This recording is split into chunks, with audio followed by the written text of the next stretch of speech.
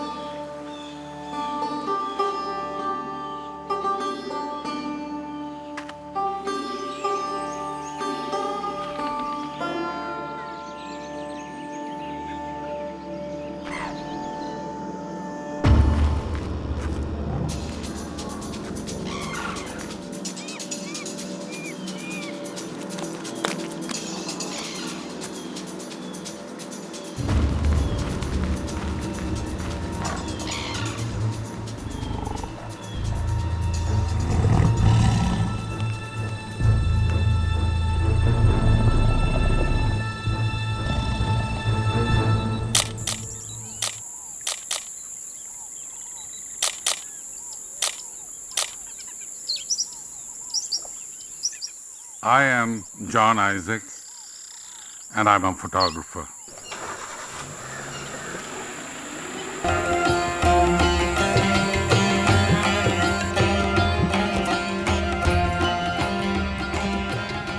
I came back to India and started to document the tigers about 25 years ago.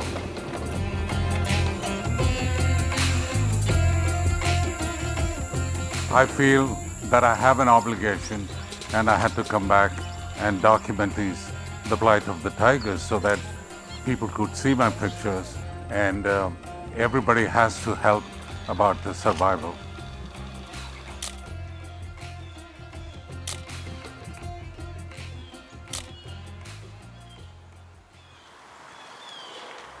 I still remember the first time I saw the tiger. It was a male cub right by the lake, and I was so excited.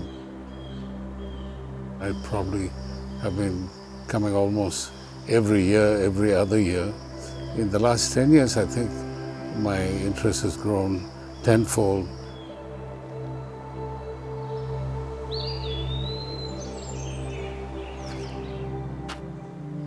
The dominant female tiger in this area is called Krishna, and she rules this lake area.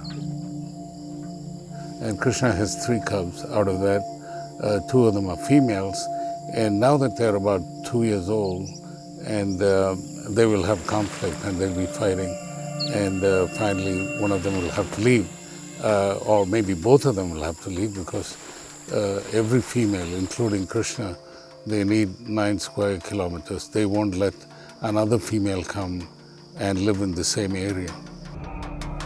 And that's what happened to the grandmother of these 3 cubs, Machli, which is the older tiger, and her daughter actually literally threw her out of this territory. And now it will be the same thing, and that's the way they work in their society.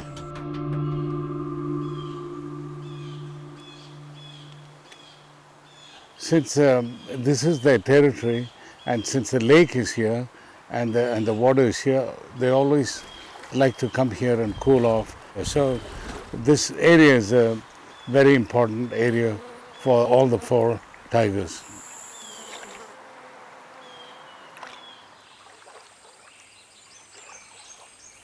This area, the fort, this used to be the hunting ground of the Maharajas. You know, this is where they used to come and hunt.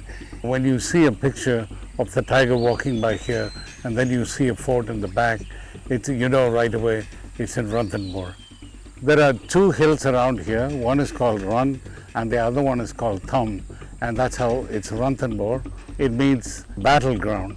And also this is where the tigers battle for their position, you know, especially the females who want to take care of their own territory, this is where they fight. And so Ranthambore is pretty symbolic as a battleground.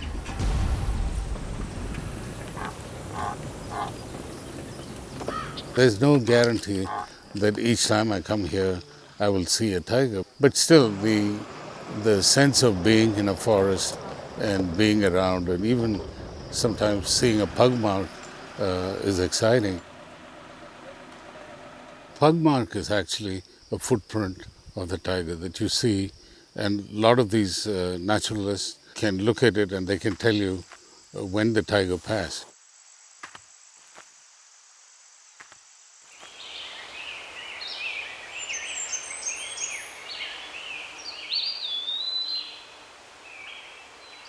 For me to get really good photos of these amazing animals, I need to be in place before they start moving again. Once we see the animals running through the forest, it's time to start the engine up and follow.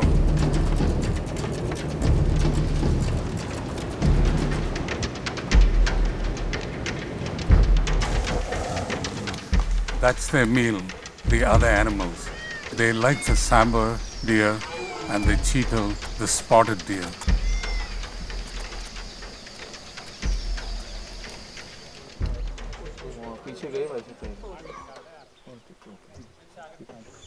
Well, actually, today, since morning, I didn't see any tigers at all. I think yesterday they killed a sambar deer, which is pretty big, and this will probably last another 4 days for them to go without starving, and then they'll have to look for something else.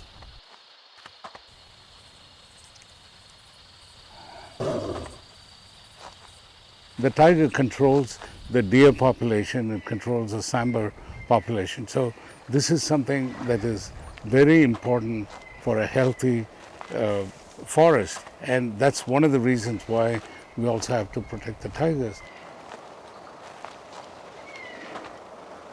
One of the rangers were telling me that they will mark this 9 square kilometers, and they also will not leave their territory. It's an imaginary line between two trees, one end to the other, and they also won't step out. They'll stay within their territory.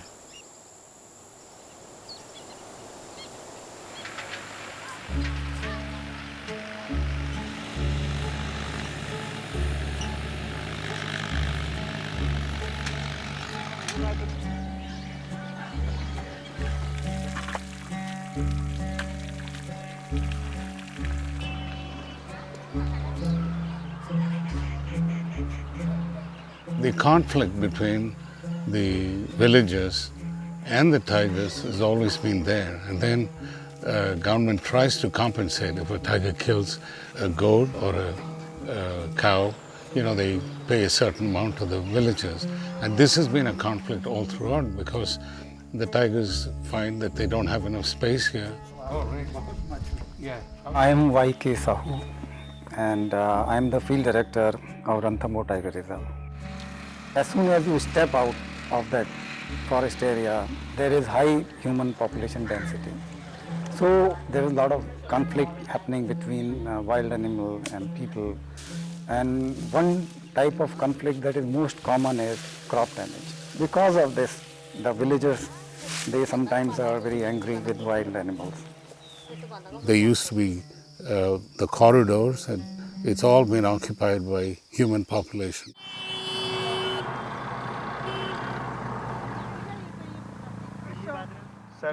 My name is Sunny and I am a landscape coordinator for the Western India Tiger Landscape Program of WWF India.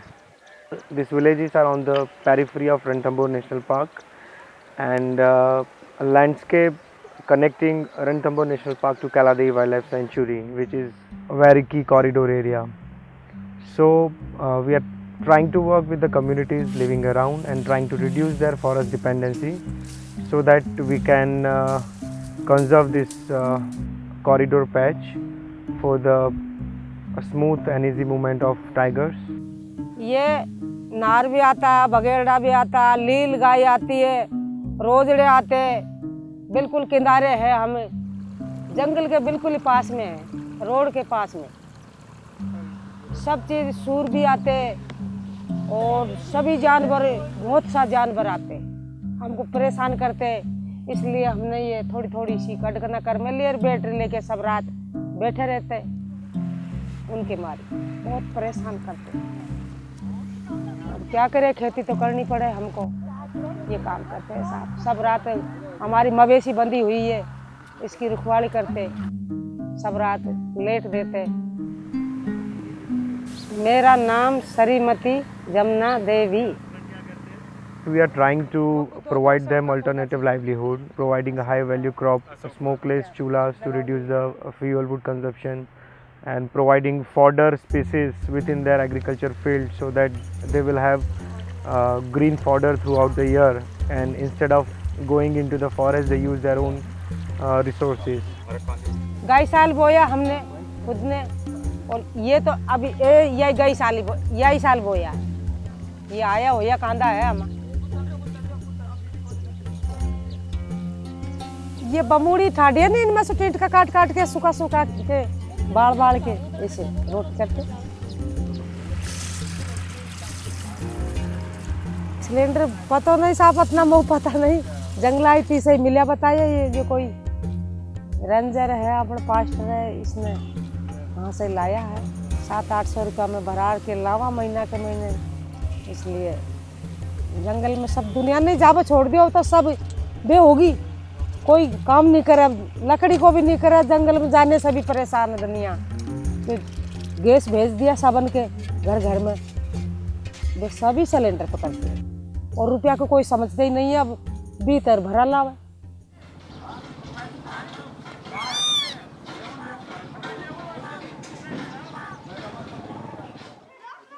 People don't realize how much the tigers are income generating for the poor community here. Look at financially how much of tourism is happening here in Ranthambore. This has sort of helped the local economy totally, and so that's another big reason why we have to protect the tigers. They don't have a voice and we have to be their voice, and that's one of the reasons that I've been so involved in it, and I take these hour-long trips from New York to India and to Ranthambore and see the tigers and photograph, document.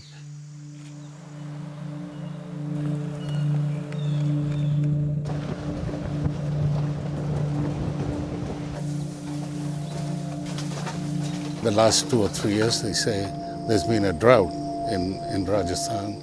The rains have not been regular. Climate change is a serious problem in this country, even it's in the continent. So keeping these forest areas alive and protected is the only solution.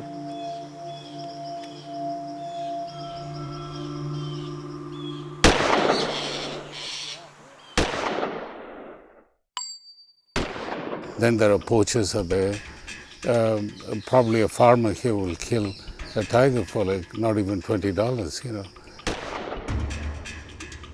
By the time they kill a tiger and take it through Tibet into China, it's almost $500,000. Poaching here is demand driven. If there is no demand, there will be no poaching. So right now the demand market is low, so there is no demand and hence there is no poaching. You know, this in every place you will find some communities who were traditionally they were hunters, and we are keeping an eye on them. मेरा नाम जुगराज है, जाति से मैं हो गया हूँ साहब। पहले तो मैं गांव में जी रुखाड़ी करते थे, हमारे पास ज़मीन जागा तो है नहीं, और परंपरा से हमारे दादा पुरखा है जो ठेठ से जी रुखाड़ी करते थे, जीव जानवर मारते थे, खाते थे, उस तरीके से मतलब चलते। हम ये जीव जानवर खाने के लिए मारते थे। मेरे पास बंदूक थी, मेरे पिताजी की बंदूक थी मेरे पास, उससे शिकार करता था। जैसे अभी मान लीजिए और फॉरेस्ट डिपार्ट है, इन्हों में मेरे को रोज़गार लगा दिया, तो मेरा पेट जैसे ही बच्चा बच्ची का गुजारा चल रहे हैं, पोष पालन हो रही है मेरी, जिसलिए मैं अब इन्हों को मतलब वो धंधा छोड़ दिया सब। So we have targeted the younger generation, and I believe that once educated, they'll be able to get some new vocation in life, some new profession.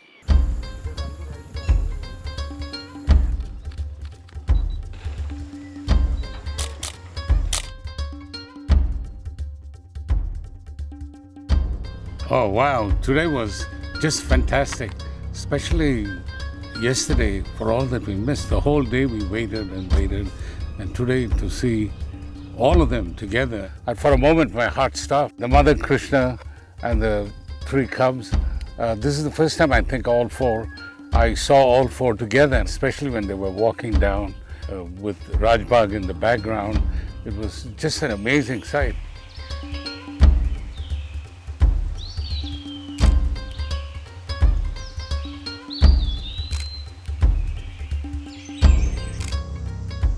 And every time I hear something like this year the population, there's so many % increase, I feel so good. You know, in some ways, some things are working. And so this is what drives me to come and do this.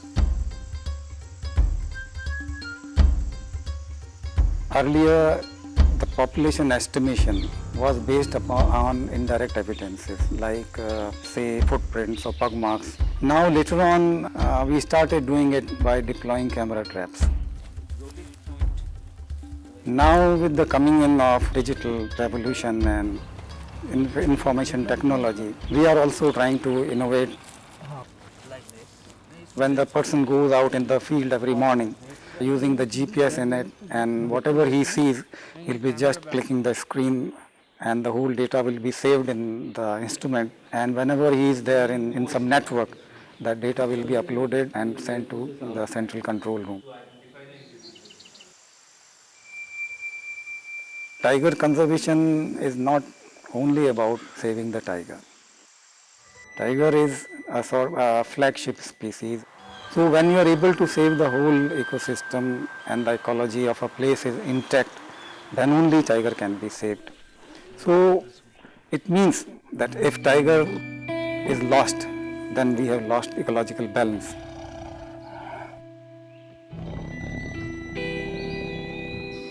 To me, even my own existence in some ways will be affected if I, in my lifetime, if the tigers are extinct. I don't know how I'll handle that.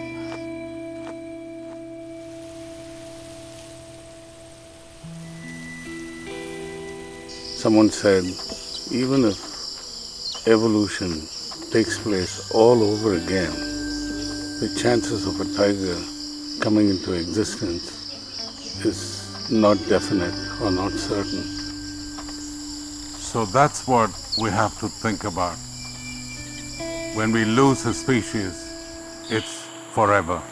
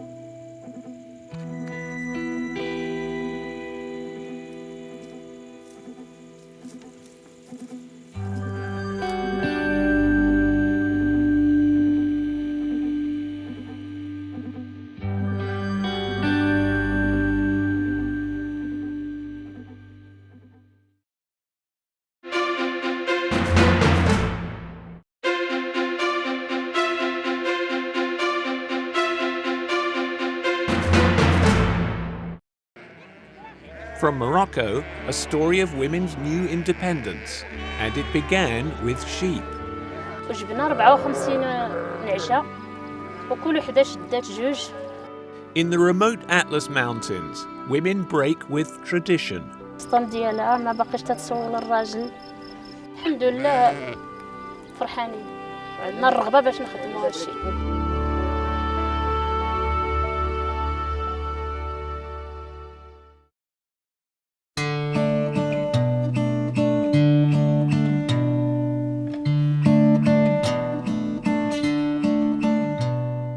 تنوض مع 6 و 7 تنعجنو نديرو للدراري ما ياكلو تنخملو تنصبنو. In a remote part of the Morocco's Atlas Mountains, Fatima Ait al-Hussein, as she has always done, attends to her morning chores. Not long ago, this and helping the men in the fields would have been all she and the other women of the village could do.